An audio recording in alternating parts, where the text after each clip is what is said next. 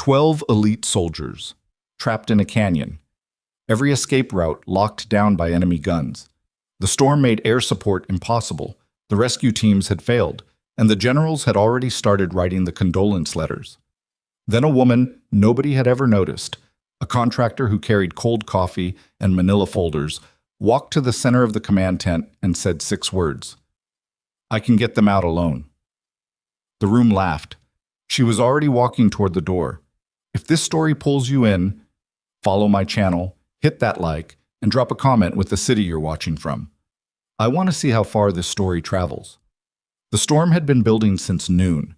By the time it hit full force over the Karath range, visibility dropped to nothing, and the temperature fell 12 degrees in under an hour. Rain came sideways, the kind of rain that didn't just soak you. It found the gaps in your gear, your collar, the thin place where your jacket met your neck, and it worked its way in like it had a purpose. Inside the command tent at Black Ridge Forward Base, nobody was looking at the weather. They were looking at a tactical map, and the tactical map was telling them something they didn't want to hear. "Bravo 6 is completely boxed," said Major Roland Husk, dragging his finger across the terrain display. He was a thick-necked man in his 50s with gray at his temples, and a voice that sounded like it had been scraped over gravel. 2 PKM positions, here and here. They've got the entire canyon floor covered. Any movement down that draw, they light it up. "What about the North Ridge?" someone asked. 2,000-foot drop on the other side. In this weather, that's a death sentence. Air assets? Grounded. Wind shears at 43 knots. Rotary won't fly. Fixed wing can't loiter low enough to matter. Drones are useless past 300 meters in this soup. The tent held 11 people. Commanders, intelligence officers, a liaison from the Regional Joint Task Force. They were all looking at the map like it owed them something. Like if they stared hard enough, a solution would crawl out of the contour lines. 12 men from Bravo 6 were pinned down in that canyon. Special operations. The kind of unit that didn't officially exist. They'd gone in 6 hours ago on a direct action raid, hit their target clean, and were 40 minutes from extraction when the ambush sprung. Whoever set it up knew exactly where they'd move, which routes they'd use, and exactly how to close every door behind them. The 2 machine gun positions were the problem. Crossfire geometry. Any movement in the lower canyon was caught between both weapons simultaneously. The soldiers had gone to ground behind rock cover, but they had 3 wounded, 1 critical, and their medic had been on the radio every 20 minutes with the same report. "We cannot hold much longer." Lena Voss was standing near the back of the tent. She had a cup of coffee in one hand, lukewarm, she'd stopped caring, and a tablet in the other that she wasn't really reading anymore. She'd been at Black Ridge for 6 weeks doing equipment analysis work. Logistics assessments, maintenance cycle evaluations, nothing that put her anywhere near a decision that mattered. Most people in the tent didn't know her name. The ones who did know her name thought of her as the quiet contractor woman who was always around but never in the way. She was good at that. She had, in the past 20 minutes, listened to the entire situation brief without saying anything. She'd watched Roland Husk go through 5 options and discard all of them. She'd watched Captain Ethan Ward, who commanded this section of the forward base and whose men were dying in that canyon, go from controlled to barely controlled to something behind his eyes that wasn't quite panic but was getting there. She'd also been running geometry in her head since the first mention of the 2 PKM positions. She set the coffee down on a folding table and walked forward. Nobody noticed her until she was already standing at the map. "The angles are wrong," she said. Husk looked up. "Sorry?" "The way they've positioned the 2 guns." She pointed at the map. Her finger moved between the 2 marked positions. "If they're here and here, then the crossfire covers the floor of the canyon. But the overlap zone, where both guns can engage simultaneously, it's narrow, maybe 60, 70 meters wide, and there's a seam." Silence. "A seam," Husk repeated. Flat. Like she'd said something in another language.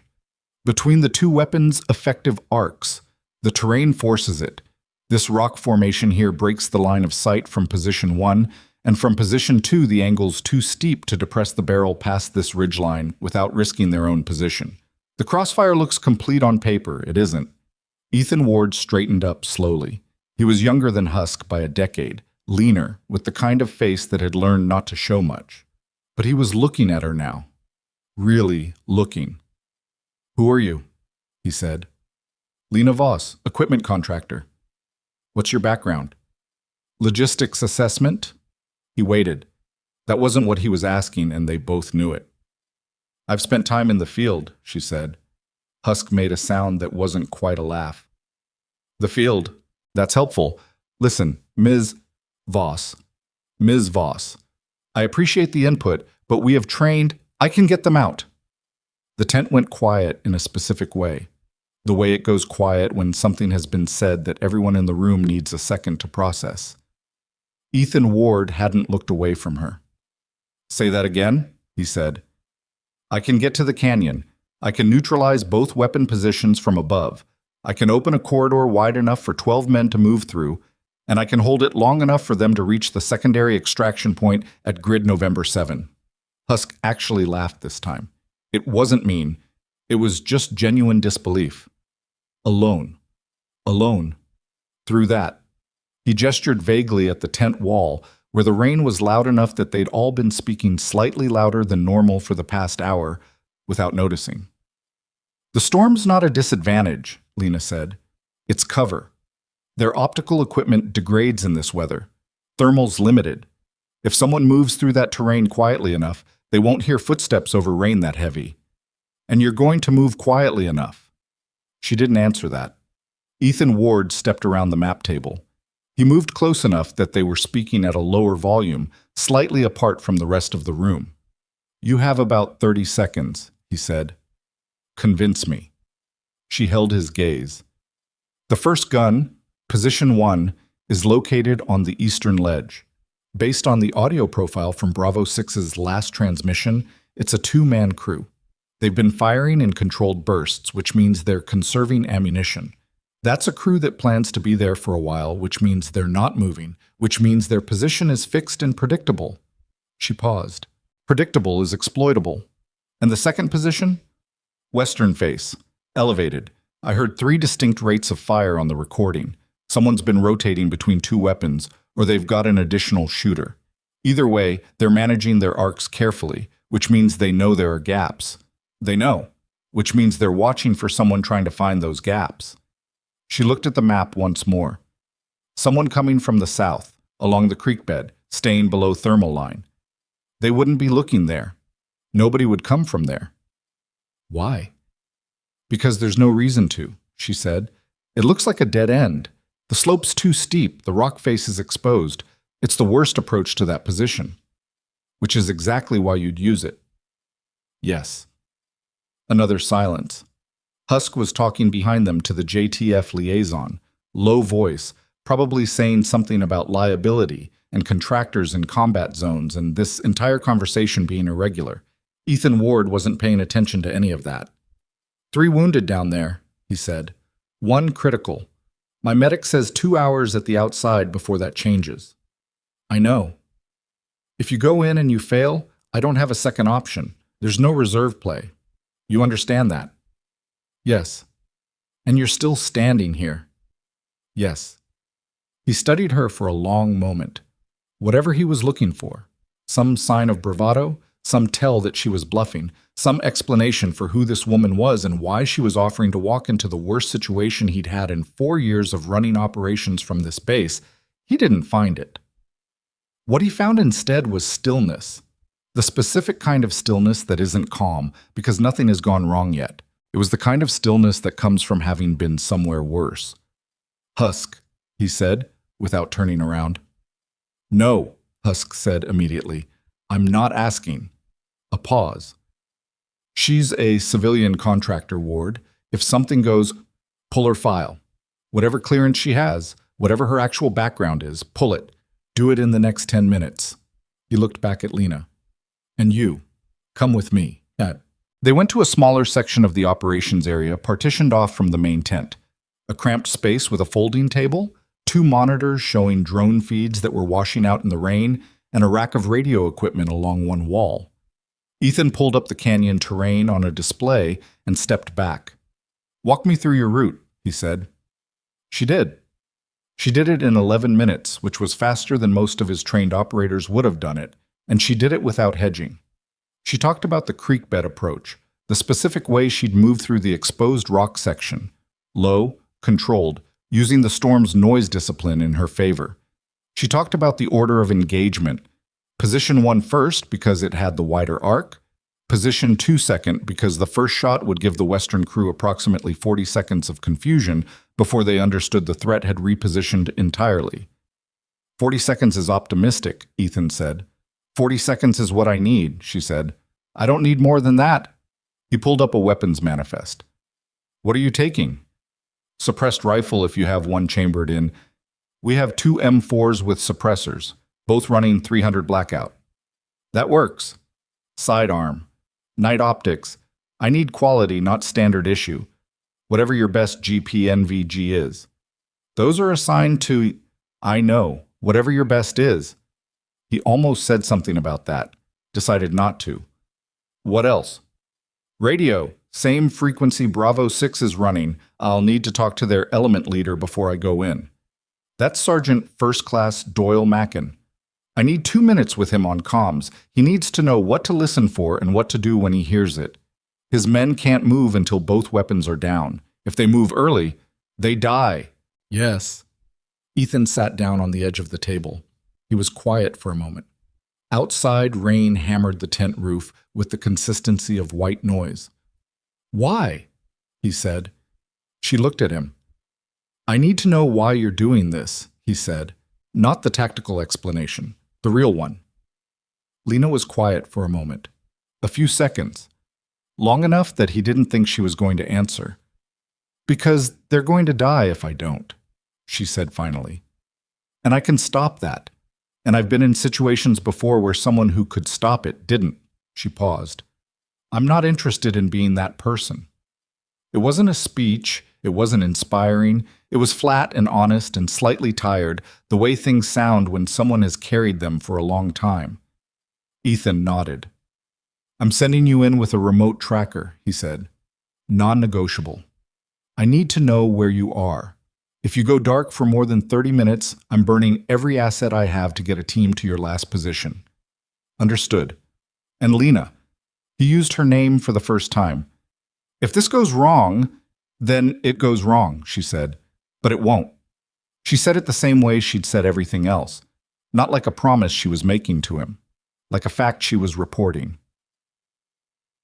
Husk intercepted her near the equipment rack. He'd gotten something from somewhere. She could see it in his face, the way it had tightened. He'd pulled her file, or at least the sanitized version of it, and something in that version had been enough. Voss, he said. She kept moving, reaching for the suppressed M4 a young specialist had already set out on the table. I'm going to need a name, Husk said. Your real clearance, the actual one. That's above your access level, Major. Humor me. She checked the rifle. Chamber, mag, suppressor threads. Her hands moved through the sequence without looking, which itself said something, and she saw him watching her hands. I'm a logistics contractor, she said. That's what's in my file. That's what's in one version of your file. She looked at him then. You should focus on getting Bravo 6 home. That's the mission right now. He held her gaze. Something shifted in his expression, not softening exactly, but a recalibration. He stepped back. Don't get killed, he said. That's the plan. But Ethan patched her through to Sergeant First Class Doyle Mackin at 21:47 hours. Mackin's voice was compressed and frayed at the edges, not from fear, she thought, but from hours of controlled suppression, holding 12 men together in a hole in the ground while everything tried to come apart. Unknown, this is Bravo 6 actual. Go ahead. Sergeant Mackin, I'm going to move on the 2 weapon positions from the south. I need you and your men to stay exactly where you are until you hear both guns go down. When the second one goes quiet, wait 90 seconds. Then move north along the creek bed, tight file, stay below the ridgeline. Your extraction window opens at November 7. You'll have approximately 6 minutes. A pause. Who am I talking to? Mackin said. A friend. That's not a call sign. Shadow. Ethan's voice came over the channel. She's Shadow. Trust her, Doyle. Another pause. Shorter this time. Shadow, Mackin said. You understand what's sitting on those positions? These aren't militia. They knew we were coming. They knew our routes. These are trained. I know what they are, she said. Keep your men down and keep them quiet. When you hear the second gun stop, count to 90. Don't move before that. And if something happens to you? She clicked the radio once, which meant she'd heard him, which wasn't the same as answering. She moved out at 2:23.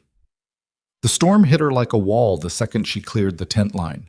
Rain sheeted hard and cold, and the wind had found its direction now, coming off the mountains in long, punishing gusts that wanted to push her sideways.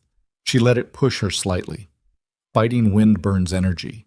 You lean into the angle and let the terrain absorb it instead. Her kit was minimal. The suppressed M4, a SIG P320 on her thigh, the GPN VGs folded up on her helmet, a radio on her chest. A trauma kit she probably wouldn't use on herself because the situations where you need a trauma kit on yourself are usually the situations where you don't have a free hand to use it. She moved through the outer perimeter of the base, past the last pair of sentries who'd been told to expect her, and still looked at her with expressions she recognized. Why is the contractor going out there? She didn't explain. She crossed the wire at 2,207, and the world became dark and wet and loud. The approach took 40 minutes. She moved along the lower creek bed first, using the sound of the water, higher than normal in the storm, fast and turbulent, to cover her movement. The GPN VGs turned the dark into a washed-out green world, high contrast, rain showing up as a kind of shimmer at the edges of her vision. She kept low. 3 times she stopped. First time, a patrol that wasn't on any of the intelligence products she'd been given. 2 men moving parallel to the creek, 70 meters uphill. They didn't know she was there. She waited 4 minutes until they passed, counted to 30 after they disappeared, then moved again. Second time, a wire line she almost put her foot through. Trip flare or initiator for something worse. She couldn't tell without light she didn't want to use. She stepped over it with the careful deliberateness of someone who had stepped over exactly this kind of thing before. Third time, she stopped because she heard something that didn't fit. A voice, low, from a direction that wasn't on any position plot. She stayed still for 6 minutes, crouched against a rock face with the rain running down her neck, until she identified the source. A man, alone, under a piece of tin sheeting wedged between 2 boulders. He was sheltering, miserable and wet and looking at the ground. She moved around him. By the time she reached the base of the slope leading up to position 1, her boots were soaked through and her hands were cold in a specific way that required concentration to override. She stopped behind a rock formation the size of a car, checked her magazine, and looked up at the ridgeline. 60 meters of exposed scrambling, no cover worth the name. She went up.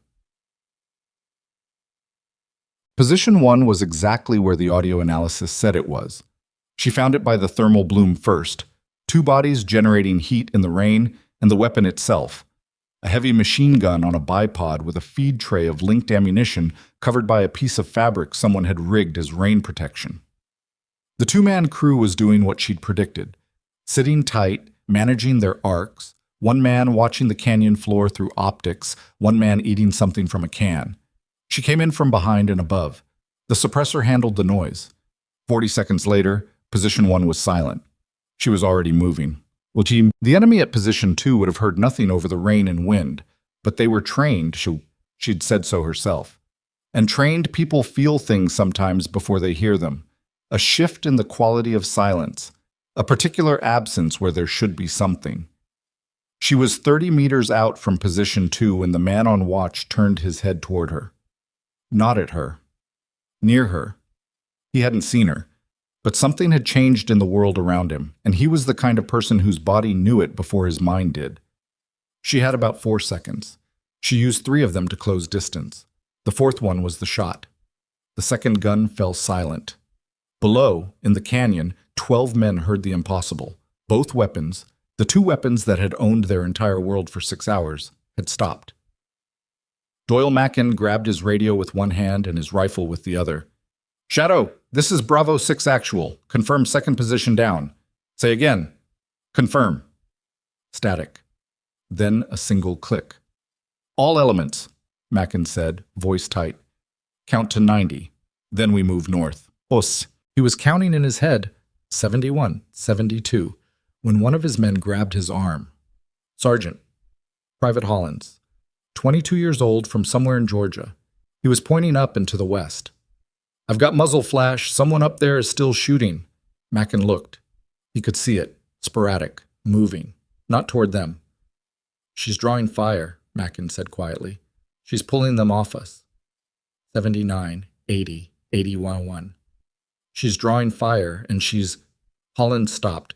Sergeant, how many of them are up there? Mackin didn't answer. 86, 87. Sergeant, count. 88, 89, 90. Move, said Doyle Mackin, and 12 men came up out of the dark. Back at Blackridge, Ethan Ward was standing over the radio bank with his arms crossed and his jaw set and his eyes fixed on the tracker display showing a single moving dot on the western ridge. And the dot was surrounded now by other signals, enemy radio transmissions that his signals team was intercepting and translating in real time. And the transmissions were all saying the same thing in different ways. Find her now, she's up here somewhere. The tracker dot moved. Then it stopped. Ethan's hand came down flat on the table. Shadow, this is Blackridge Actual, he said into the radio. His voice was controlled. Mostly. Shadow, report status, over. The channel was silent. The tracker dot remained stationary for 11 seconds. 11 seconds that felt considerably longer. And then it moved again, fast, moving downhill, away from the ridge, toward the extraction corridor. And then Mackin's voice broke through everything else. Blackridge, this is Bravo 6 Actual.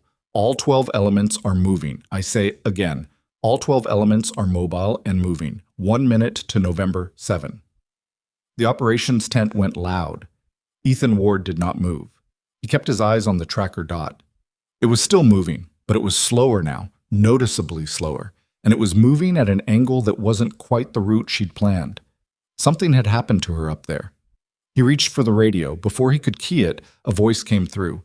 Not Mackin's, not the signals team, not any of the 11 people in the tent. Her voice. Flat and tired and carrying something underneath it she wasn't naming. Bravo 6 is out, Lena said. November 7 is clear. Get them home. A pause. Shadow out. And then the channel went quiet, and the tracker dot kept moving at that wrong angle, slower than it should have been, and Ethan Ward was already pulling his jacket off the hook behind him when Husk stepped beside him. Where do you think you're going? Husk said. To get her, Ethan said. Ward, she got our people out. His voice had no flex in it. I'm getting her. He was through the tent flap before Husk could answer, walking into the rain, and the tracker was showing her position. 2 kilometers out, moving, but wrong, all wrong. And the storm had not let up at all, and Ethan Ward was beginning to understand that the night was not over, and that the woman nobody had believed was carrying something up there in the dark that was worse than a fight. She was carrying a secret, and somewhere in the hours between leaving the wire and getting 12 men out of a canyon, that secret had started bleeding. The tracker dot moved at that wrong angle for another 4 minutes before it stopped completely. Ethan was 200 meters outside the wire when it happened. He stopped walking and looked at the handheld receiver, rain hammering the screen, and watched the dot sit there. Still. No movement. No drift. Just a fixed point on the western slope at an elevation that told him she was still high, still outside the extraction corridor, and not moving toward anything. He keyed his radio. Shadow, Blackridge Actual. I have you stationary on the western slope. Report status. Nothing. Shadow, say something, anything. I need to know you're ambulatory. Static. Then, very low, almost buried under the weather noise. I'm ambulatory. You don't sound ambulatory. Stop watching the tracker and go get Bravo 6 squared away. Bravo 6 is at November the 7. They're being processed right now. I'm watching a dot that isn't moving on a ridgeline in a storm, and I need you to talk to me." A pause that lasted long enough that he started walking again. "I took a round," she said. "It's not significant." He stopped again. "Define not significant." "I'm walking, aren't I?" "You were walking, now you're not." Another pause. "Give me 3 minutes." He stood in the rain and gave her 3 minutes. Around him, the base perimeter hummed with activity. Bravo 6 was coming in. He could hear vehicle engines and radio traffic from the gate, people moving with purpose. 12 men who had been dead 2 hours ago were now alive and coming home. That was the whole mission. That was what mattered. The tracker dot started moving again. He let out a breath he hadn't acknowledged holding. It was still slow, still wrong angle, but it was moving downhill now, which was the right direction, and he turned and walked back toward the wire to be there when she came in. She came through the gate at 23:41 hours. The gate guard, Specialist Tran, 20 years old, on his second deployment, later said that he almost didn't recognize her as the same woman who'd walked out.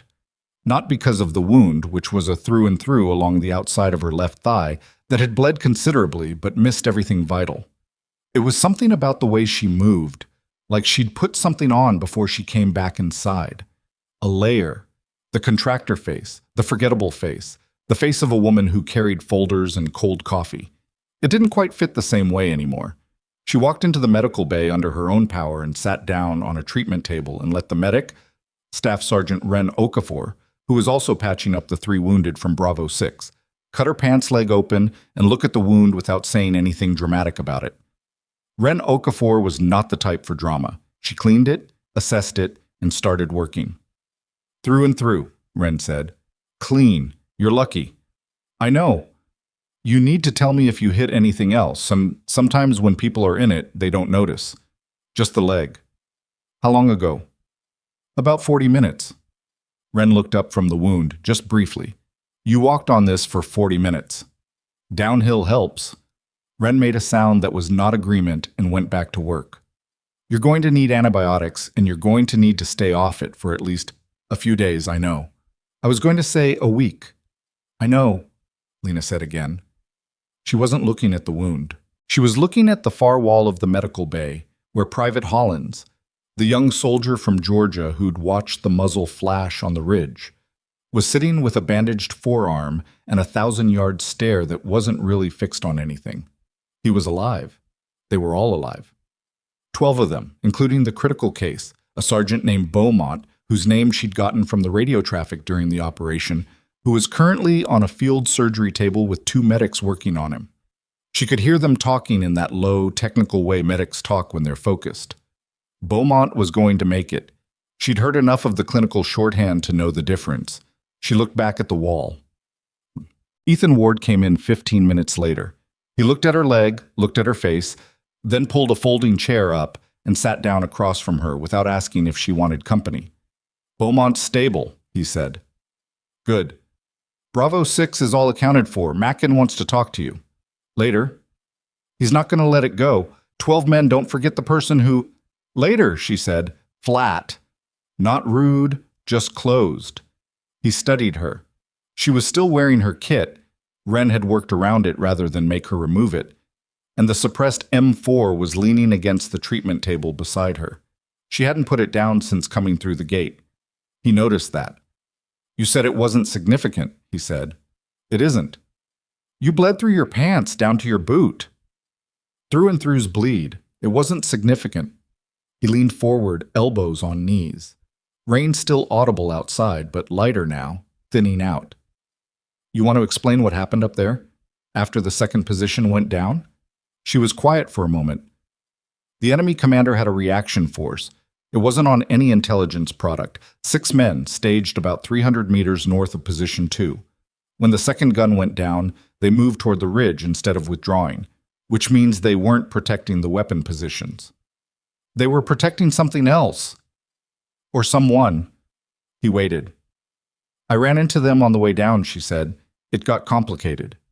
"Complicated." "That's what I said." "And the through and through on your leg. That happened during complicated." "Yes." "How many of the 6? That's not a question you need the answer to tonight, she said. He held her gaze. Something in his expression changed. Not anger, not frustration. Something more like the specific discomfort of recognizing that you are not the most experienced person in the room, and you'd been operating all evening as if you were. Okay, he said. Okay. Okay. Tonight you rest and let Ren finish her work. Tomorrow we talk. He stood up. And Lena, whatever you did up there, whatever happened with those 6 men, I'm not going to pretend it was routine. I'm not going to pretend you're a logistics contractor who had a strange night. He paused. But I'll let you pretend for tonight, if that's what you need. She looked at him for a moment. That's a strange thing to say. I'm having a strange night, he said, and left. No, she didn't sleep. The medical bay cleared out around 0200. The Bravo 6 wounded were stable. Beaumont was out of surgery and breathing on his own. The controlled chaos of the evening finally decelerating into the hollow quiet that follows emergency situations when the emergency has technically resolved, but nobody has processed it yet. Lena sat on the treatment table with her leg properly wrapped and her kit stacked beside her and a cup of coffee. Hot this time, someone had thought to make it. And she thought about things she didn't particularly want to think about. 6 men on that ridge. She hadn't told Ethan the whole shape of what happened, and she wasn't going to, because the whole shape of it had certain implications. The reaction force hadn't behaved like a standard reaction force. They hadn't spread out to establish a cordon, hadn't tried to maintain distance and force her toward a kill zone. They'd moved in a specific pattern, 2 teams of 3, one pushing, one flanking. That was deliberate and practiced and looked like something she recognized from a context she had spent years trying to leave behind. Someone with real training had set those men up. And someone with real training had briefed the ambush on Bravo 6's route and timing, which required intelligence that didn't come from a local source paying attention to base patterns. Someone had known. In advance. She turned the coffee cup in her hands, steam rising in the quiet bay. There were only a handful of ways to get that kind of intelligence. Operational route data for a special operations unit, official channels, compromised channels, or something you already had access to because you were, on paper, part of the structure. She thought about that for a while. Then she put the coffee down, picked up her radio, and keyed a frequency that wasn't on the Black Ridge operations net. She said 4 words, got no response, said them again. This time the static changed in a way that wasn't random, and she knew someone was listening. She said, "They found me again." The static changed again, settled into something that sounded almost like breathing. Then it went dead. She set the radio down and picked up her coffee. The morning hit Black Ridge Base with the specific gray weight of a storm that had passed but left everything wet and cold in its wake. Mud everywhere, tent lines sagging, the smell of damp equipment and exhaust. Sergeant First Class Doyle Mackin found her at 0730, sitting on a crate outside the medical bay with her bad leg extended and a tablet in her hands that she wasn't particularly reading. He was a compact man, broad through the shoulders, with a face that looked like it had been hit a few times and hadn't especially cared. He stopped in front of her and didn't say anything for a moment, like he was working out where to start. "Your shadow," he said finally. "I'm Lena Voss, equipment contractor." "Right." He sat down on another crate across from her without being invited. "I heard the gunshots, before position 1 went down. 3 shots, suppressed, came from above and behind the position, then nothing." He paused. "You came from below, the creek bed. That's the route I planned. The shots came from above. Sound bounces in canyons," she said. He looked at her for a long moment. He had the patient expression of someone who had dealt with a lot of people saying things that weren't quite true and had learned not to fight it directly. "You want to know why I'm here?" he said. "You're here to say thank you. I appreciate it. You don't need to." "I'm here because Beaumont asked me to come," he said. "He's awake. He wants to see you." She looked up from the tablet. "He's not going to be awake for long," Mackin said. "They've got him on medication and he keeps drifting, but he keeps asking for shadow. The nurses don't know what that means. I figured you might." He stood. "You can say no, but he's 26 years old and he was about 2 hours from dead last night, And whatever he wants to say to the person who kept that from happening, he deserves the chance to say it. She set the tablet down. But Beaumont was 26 and looked younger, which was the thing about serious injuries. They aged some faces and made others suddenly childlike. He was pale from blood loss, an IV line in his arm, monitors running steady numbers beside the cot. He tracked her when she came in, which meant he was more alert than Mackin had suggested. "Shadow?" he said. His voice was rough. "Sure," she said. "They said you were a contractor." "I am." He looked at her. His eyes were clearer than they had any right to be given his medication levels.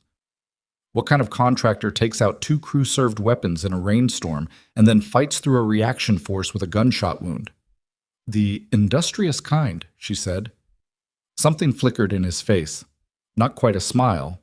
Too much muscle effort required, but the intention of one. "My dad's a contractor. Does HVAC systems." "Good work," she said. "Honest." "He'd like you." His eyes drifted briefly, then came back. "I don't know why I wanted to see you. When I was down in that canyon and the second gun went down, and Mackin called it, I thought I was dreaming. I thought I was already gone and my brain was making things up." He paused. "I needed to see you were real." She didn't answer immediately. She stood at the foot of his cot with her hands in her pockets and looked at him, this 26-year-old soldier who'd almost died in a canyon because someone had sold his team's route to the enemy, and she thought about what you say to that. "I'm real," she said. "Go back to sleep, Sergeant." "Beaumont. Just Beaumont." His eyes were getting heavy. "You gonna stick around? On base? For a while?" "Good," he said, and his eyes closed. She stood there for another 30 seconds. Then she walked out. Yeah. The debrief happened at 1100 hours, and it was not comfortable. The room was the main operations tent, cleared of most personnel, with Ethan Ward at the head of the table and Major Husk across from him, and a man Lena hadn't seen before sitting at the corner, a man in civilian clothes, which at a forward operations base was itself a statement. He had a narrow face and the particular quality of stillness that wasn't relaxation. He'd been introduced as Mr. Gareth Vane, regional coordinator, affiliation unspecified, which told her more about his actual affiliation than a specific title would have. She knew the type. She had, at various points, been the type. She sat across from Vane and didn't look at him any more than she looked at anyone else. "Walk us through it," Ethan said, "from leaving the wire." She did. She gave them the operational narrative, clean and sequential. Creekbed approach, the patrol that wasn't on any intelligence product, the wire line, the man sheltering under the tin sheet, the climb to position 1, the engagement, the move to position 2, the engagement, the withdrawal. She did not mention the radio contact she'd made at 0200. "The reaction force," Husk said. 6 men. "Correct. Staged north of position 2. "Yes. That's not in any of the pre-mission intelligence." Husk flipped a paper in front of him. "We have source reporting on both weapon positions, on the general enemy strength in that area. No mention of a 6-man reaction element staged in that specific location." "I know." "That's a significant intelligence gap." "Yes." Vane hadn't moved. He was watching her with the careful blankness that people in his line learned because expressions cost you information. She watched the blank back. "You neutralized all 6? Husk said. "The tactical situation required it." "That's an answer that means yes." "It means what I said." Husk sat back. He looked at Ethan. The look said, "Your contractor, your problem." Ethan leaned forward. "The reaction force. Their tactics. How would you characterize them?" She met his eyes. He'd thought about this overnight. He'd framed the question carefully. He was asking the thing she hadn't said last night without asking her to say it directly. "Coordinated," she said. "More than I expected for this area and this type of operation." "Meaning?" "Meaning they'd been trained somewhere that wasn't a local program.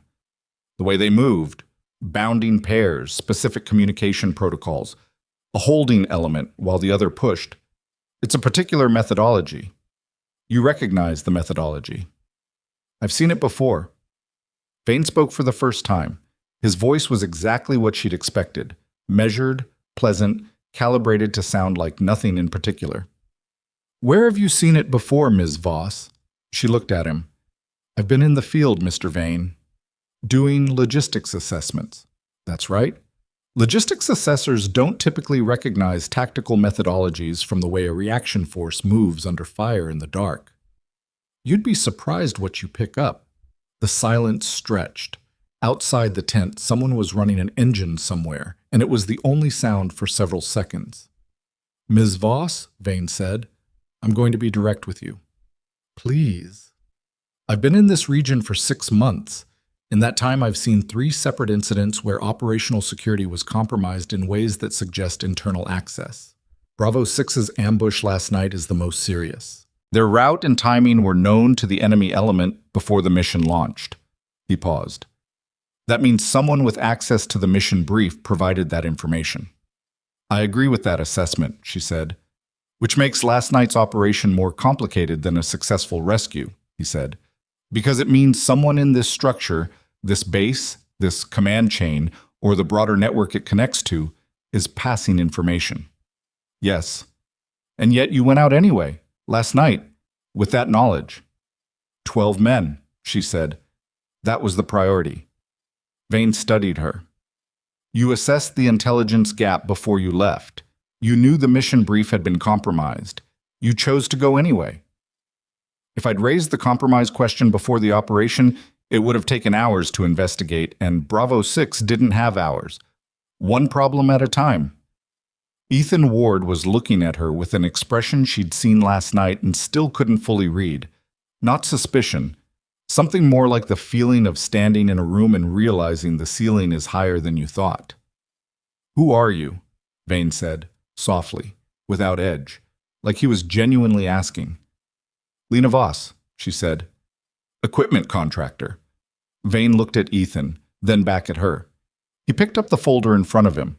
A thin folder, she noted, much thinner than it should be for someone who'd been at a forward base for 6 weeks, and opened it and looked at the first page. "Lena Voss," he said. "Contracted through Harwick Logistics Group. Background in equipment lifecycle analysis and supply chain management."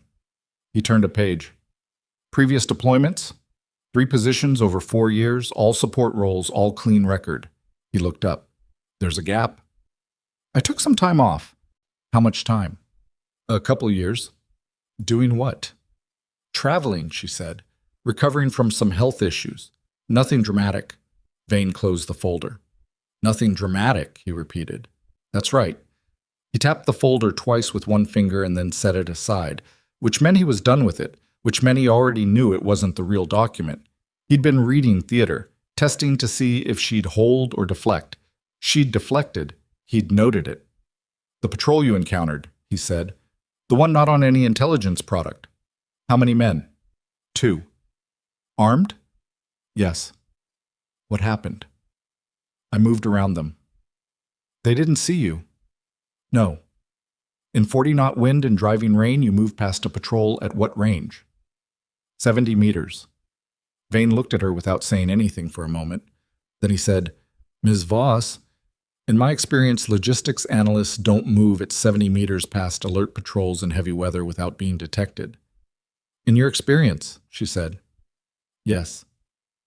"What's your experience, Mr. Vane?" He didn't answer. "I didn't think so," she said. Done. The debrief broke at 12:40 with nothing resolved and everything shifted. The kind of meeting where the official agenda gets completed and then sits there looking small while the actual subject crouches in the corner waiting to see what happens next. Husk walked out first. Vane gathered his folder and walked out second without saying anything else to Lena. Ethan stayed. He waited until the tent was empty. "Vane's going to run your file," he said. "I know." "The real one, not the Harwick Logistics version." "I know." "Whatever comes back," Ethan said. "I need you to tell me before he does." She looked at him. "Why?" "Because I need to know if I'm standing next to a problem or next to an asset," he said. "And right now I genuinely do not know which one you are." "Those aren't always different things." "No," he said. "They're not. He picked up his radio from the table. Get your leg looked at again before this afternoon. Ren said you left before she finished the dressing properly. I'll manage. Ren said you'd say that. He moved toward the tent exit. She also said you're one of the most functionally stubborn patients she's ever had, and she worked a trauma unit for 2 years in Kandahar. That's a compliment. She meant it as one. He stopped in the doorway. Rain had started again, lighter now, a thin, persistent drizzle rather than last night's violence. He looked at it without enthusiasm. The reaction force, the methodology you recognized. She waited. Is it going to come back? He said. More of them? She held his gaze. They usually do, she said. He absorbed that, nodded once, walked out into the rain. She was back on the crate outside the medical bay by 1400, leg redressed, coffee in hand, watching the base function around her with the particular quality of attention she'd spent years learning to make invisible. People moved. Vehicles moved. The daily operational rhythm of a forward base reestablishing itself after a bad night, everyone very busy, demonstrating that they had returned to normal. Normal was relative. She watched Vane cross the base at 1430, moving from the operations tent toward the communications building. He had his folder. He walked at a pace that looked unhurried but covered ground efficiently, and he didn't look around him the way most people do when they're walking across an unfamiliar base. He looked straight ahead, which meant he was mapping without appearing to map. She'd spent time with people like him. She watched him go into the communications building and stay there for 34 minutes, which was long enough to make 2 or 3 secure calls if the encryption protocols were standard, or one very long one if they weren't. When he came out, he looked across the base and found her. He was too far away to read his expression, but she felt the quality of his attention change the way you feel a change in air pressure before weather arrives. He'd found something. She didn't move. She drank her coffee and let him look. Then a voice came from behind her. Private Hollins, the young soldier from Georgia, standing at the medical bay door with the awkward energy of someone who has been trying to decide whether to speak for a while. Ms. Voss? Yeah. I wanted to say. He stopped, started again. Last night, on the ridge, I saw the muzzle flash, from where you were. And then I counted at least 6 separate firing positions up there. 6 different places where weapons were firing. He paused. And then they all stopped. She didn't say anything. And Sergeant Mackin told us to move. And we moved. And we made it. Hollins was looking at his boots now, then back at her. I just wanted to say thank you. I know you're supposed to be a contractor, and I don't know what that means, but you made it, she said. That's what matters. Yes, ma'am. He started to turn back. Hollins. He stopped. Go call your family, she said. Tonight. Don't put it off. He looked at her for a moment. Something in his face shifted. Young and surprised, and something close to understanding without having the context to understand. Yes, ma'am, he said again, and went inside. She turned back to where Vane had been standing. He was gone. She didn't know when he'd moved. He'd been there, and then he wasn't, and she hadn't heard or seen him go, which meant he was better at disappearing than most, and which meant the next 24 hours were going to require a quality of attention she'd been trying to save for the moment it became necessary. That moment was arriving. She could feel it the way you feel a patrol before you see it, a shift in the quality of the air, a pressure that doesn't have a specific source yet, but has a direction. Something was moving toward her. Had been moving toward her since last night, since the moment she'd stepped forward in that command tent and said 6 words in a room full of people who'd been told she didn't exist. She'd known it when she said them. She'd said them anyway. She finished her coffee, set the cup down on the crate, and went to find Ethan Ward. Because whatever Vane had found in that communications building, Ethan was going to hear about it before she did, and there were things she needed to say to him first. Not all of them, not everything, but enough to make sure that when the information reached him, he had enough context to understand what he was actually looking at. She had maybe 2 hours, possibly less. She walked across the base with her bad leg and her forgettable face, and the particular look of a woman who had somewhere to be, and the base functioned around her, and nobody who looked at her would have seen anything remarkable, which was exactly the point, and which had been exactly the point for longer than she cared to calculate. The drizzle came down thin and cold. Somewhere in the communications building, a secure transmission that Gareth Vane had sent 34 minutes ago was receiving a response. And in a place with no address and no official designation, someone was reading a name that wasn't supposed to exist anymore, and picking up a phone and beginning to make arrangements. She found Ethan Ward outside the operations tent talking to Mackin about resupply schedules, which was the kind of conversation that happens after a crisis because people need something operational and finite to focus on while the larger thing processes itself in the background. Mackin saw her coming and stopped mid-sentence. Ethan turned. "I need 10 minutes, she said. Mackin looked between them. He was not a man who needed things explained twice. "I'll finish the manifest," he said, and walked away without being asked to. Ethan pulled the tent flap aside and they went in. The main operations area was quieter than it had been in 12 hours. A single duty officer at the radio bank, a specialist updating the tactical display. Nobody else. Ethan moved them to the partitioned section at the back and let the divider fall. "Vane made contact with someone," she said, "from the communications building. 34 minutes. That's longer than a standard secure update. He's regional coordinator. Making calls is his job." "His job is information management," she said, "which means when he finds something worth managing, he reports it up. And whatever he found in my file, the real one, not the Harwick version, was worth 34 minutes. Ethan was quiet for a moment. "What's in your real file?" She'd been thinking about how much to say since she'd decided to come find him. She'd run through the options the way she'd been trained to, which was with the same clinical structure she'd use on a targeting problem. What does he need to know? What is he better off not knowing? What does the situation require? The answer kept coming back the same way. "My name isn't a problem," she said. "What's attached to my name is..." Meaning there was a program. It ran for 8 years. It trained personnel for operations that didn't exist in any official record. No unit designation, no budget line anyone could trace, no acknowledgement. The people in it were selected because they were already exceptional, and because they were, for various reasons, easier to make disappear than most.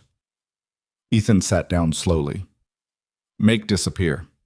Officially. On paper. The people who ran the program had clearance levels that let them restructure identities, close files, rewrote records. The operators in the program ceased to exist as far as any standard intelligence database was concerned. They became something else. Different names, different histories, different paper trails. She paused. It works well until it doesn't. What made it stop working? A mission, she said. 3 years ago. The mission was flagged as high-value target interdiction. We went in with specific intelligence about a location and a timeline. The intelligence was wrong in ways that weren't accidental. Her voice stayed level. She'd had 3 years to practice this. 4 people went in, 1 came out. Ethan said nothing. The program was shut down within a week of the incident, she said. Officially, it was restructured. Actually, it was buried. The operators who didn't make it were classified as non-events. The one who did make it, she stopped. Started again. The people who ran the program had a problem. A living operator who knew what the program was and what had happened to the mission was an administrative inconvenience. So they erased you. They tried to erase me. There's a difference. She met his eyes. I had about 6 hours between realizing what was happening and the window closing. I used them. He was looking at her with an expression that had moved past the ceiling, higher than he thought feeling, and into somewhere that didn't have a clean name. Not shock. He was past shock. Something more like the recalibration of a man who had been doing math with wrong numbers and was now getting the right ones. The program, he said carefully. Does it have a name, something I'd recognize? Probably not. It wasn't the kind of thing that got named in documents you'd have access to. Try me. She held his gaze. Meridian. He was quiet for a moment. Then, I've heard that word once, in a conversation I wasn't supposed to be part of. 3 years ago, at a joint command briefing, someone used it and then immediately changed the subject, and the person who used it looked like they'd made a mistake. That would be about the right time, she said. And Vane. Vane's been in this region for 6 months running what he calls information management. The timing of his arrival matches the pattern of how the people who ran Meridian typically moved personnel when they needed to sanitize an area. She paused. I don't know if he's one of them. I don't know if he's working for them. What I know is that he's been here for 6 months, and in those 6 months there have been 3 operational security breaches. And last night I ran into a reaction force that used tactics I last saw used by people who went through the same training I did. Ethan stood up. He did it slowly, like he was being careful with something fragile. You're saying the people who ran your program sold Bravo 6's route. I'm saying it's possible. Why would they? To confirm I was here, she said, and to give me a reason to surface. The silence that followed was the kind that changes a room's weight. They set up the ambush, Ethan said. His voice had gone very quiet. They pinned 12 of my soldiers in a canyon, and they waited to see if you'd come out. That's a hypothesis, she said. I'm not certain. But you think it. She didn't answer, which was itself an answer. He turned away from her, put his hands flat on the map table and looked at the terrain display. She could see the line of his jaw working. And last night, he said, when you went out, you knew. I suspected. You went anyway. 12 men, she said again. He was quiet for a long time. The radio at the duty officer's station murmured something routine. Outside, a vehicle engine started and moved away. What do you need? He said finally. She hadn't expected him to say that. She'd expected argument, procedural resistance, the standard response of institutional people to information that disrupted institutional order. She'd had that response enough times to have prepared for it. I need to know if Vane has authority to detain personnel on this base, she said. Theoretically. Regional coordinators have broad mandate under the current, not theoretically. He looked at her. If he had documentation supporting a security concern, yes, he could request I detain someone pending review. How long would that process take? To get documentation? Ethan checked his watch, thought about it. If you made a call at 14:30 and the call was to someone with the right access and they moved fast, he stopped. 6 hours, maybe less. So by 2000 tonight? Possibly, she nodded. Then I have until 2000. To do what? To find out who sold Bravo 6's route, she said, before Vane finds a reason to put me in a room where I can't do anything about it. She had 4 hours and a bad leg, and a base full of people whose trust in her ranged from fierce to non-existent. She started with the signals team. The signals team at Blackridge was 3 people, a staff sergeant named Polly Drum, who ran the section, and 2 junior specialists who did what Polly told them. Polly was 34, had been doing signals intelligence work for 10 years, and had the specific quality of someone who had been underestimated in a technical field for so long that she'd stopped being bothered by it and started using it.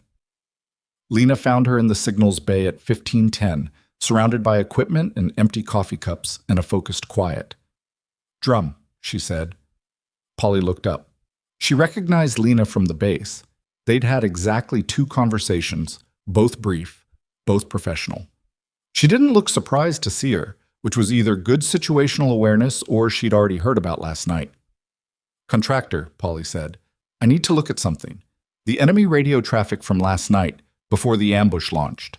Pre-mission transmissions. That's classified signals intelligence. I know. You're a logistics contractor. I know that too. Lena sat down across from her. Her leg was making sitting an appealing option. I need to see if there's a specific type of encryption protocol in those transmissions, something that doesn't match local operational patterns. Polly studied her. Her eyes were the analytical kind, the kind that processed people the same way they process data, looking for inconsistency, looking for the thing that didn't fit. She'd probably already noted the way Lena had walked in on the bad leg without showing it, and the way she'd sat with controlled deliberateness, and the way her eyes had tracked the room on entering. Ward know you're here? Polly said. He will. That's not what I asked. He knows I'm trying to find something in the next 4 hours, Lena said. He doesn't know I'm starting here, but if you need to call him first, call him. Polly tapped a pencil against her desk twice. What kind of protocol am I looking for? Something called Meridian 7. It's a legacy encryption string. It won't show up labeled as that, but it has a specific handshake signature in the header data. Unusual compression ratio in the authentication layer. It's about 15 years old, so it would look like noise to a standard analysis. Polly's expression didn't change, but something behind it shifted. Meridian 7 is a military-grade protocol. Yes. Enemy combatants in this region don't use military-grade protocols. No, Lena said. They don't. Polly looked at her for another 3 seconds. Then she turned to her terminal and started pulling last night's intercepts. But it took 40 minutes. Polly was meticulous in the way that people are when they've been doing something long enough that speed has been replaced by accuracy, and accuracy by something closer to instinct. She went through the pre-mission intercepts systematically, flagging traffic that didn't match the established local patterns, isolating anomalous compression signatures, running them against the authentication characteristics Lena described. She found 2. Here, Polly said. She turned the screen so Lena could see. 14 minutes before Bravo 6's mission launched. Transmission of approximately 43 seconds, encrypted. And here, she pointed to a second entry. 6 minutes later, shorter. Response traffic. Where did they originate? First one. Polly pulled up the triangulation data. I've got a range but not a precise point, consistent with the forward base perimeter or close approach. Lena looked at her. Within the wire. Possibly just outside it. The margin of error is about 200 meters. Polly's voice was level. Whatever she was feeling about what this implied, she had it controlled. Second one, further out, 3 kilometers northeast, consistent with the ambush position area. So someone inside or close to this base sent a transmission 14 minutes before the mission launched, using a protocol that doesn't belong to any enemy element in this region. And the transmission was answered from the area where the ambush was set up. That's what the data shows, Polly said. I'm not drawing conclusions. I am, Lena said.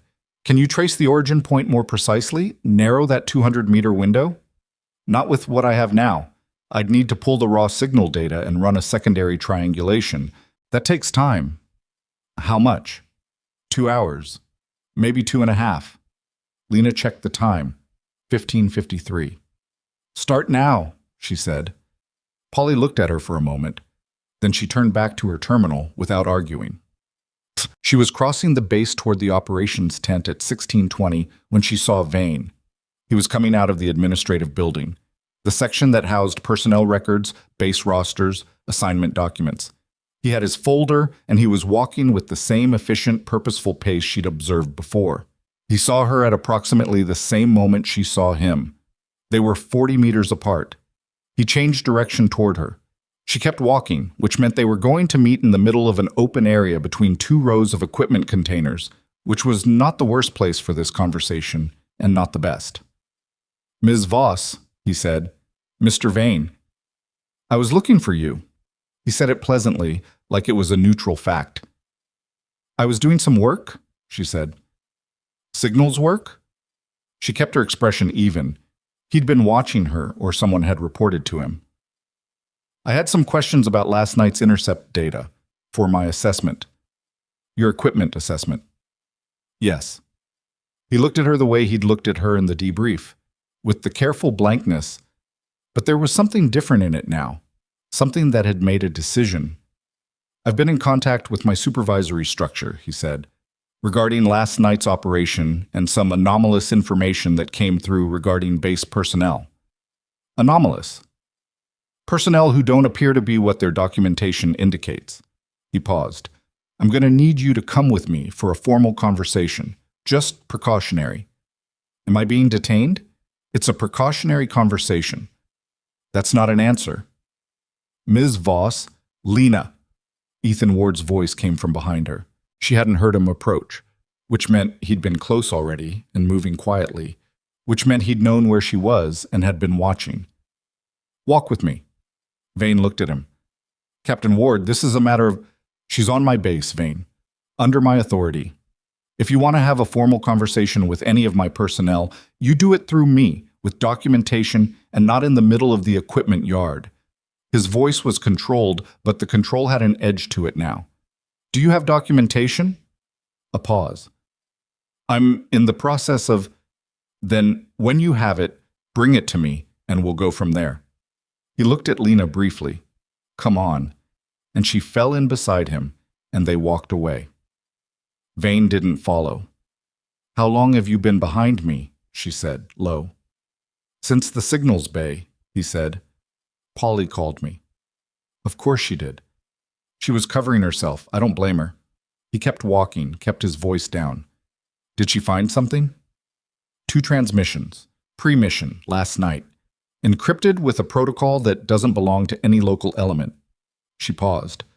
Someone on or near this base sent the ambush team Bravo 6's timeline. He kept his face forward. The muscles in his jaw were doing something. Polly's running a secondary triangulation, she said. 2 hours, it'll narrow the origin point.